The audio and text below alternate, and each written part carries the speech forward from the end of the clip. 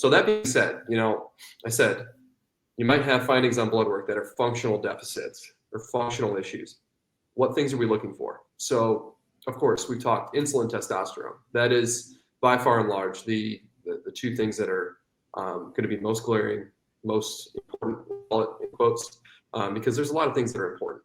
That's not the only thing. So, like you said, there's inflammatory drivers of it.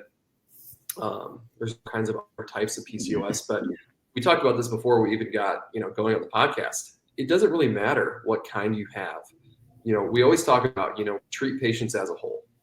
That's the goal of being a holistic doctor is let's figure out what are all the things that are contributing to the problem and let's solve those at the root.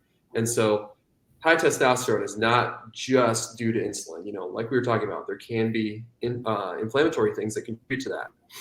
It could be that you have this blood sugar issue where things are going both high and low, and it's not just high, not just diabetic type range stuff. It goes high, you get lots of insulin, but then it crashes and it goes low. And when it crashes, you're going to drive cortisol. Cortisol over time is going to bog the liver down, and then you're not going to be able to clear things like estrogen, testosterone, cortisol, all the things. So things like stress and anxiety can be just as much of a symptom as functionally elevated testosterone because your funnel that clears all of those hormones is just jammed up.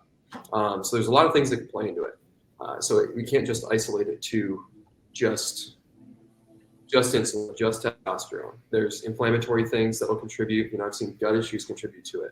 I've seen chronic immune system or Lyme's disease type things going on. There's a lot of things that can contribute, but all of these things have to some way affect insulin and affect testosterone. So on blood work, insulin should be ideally under 5.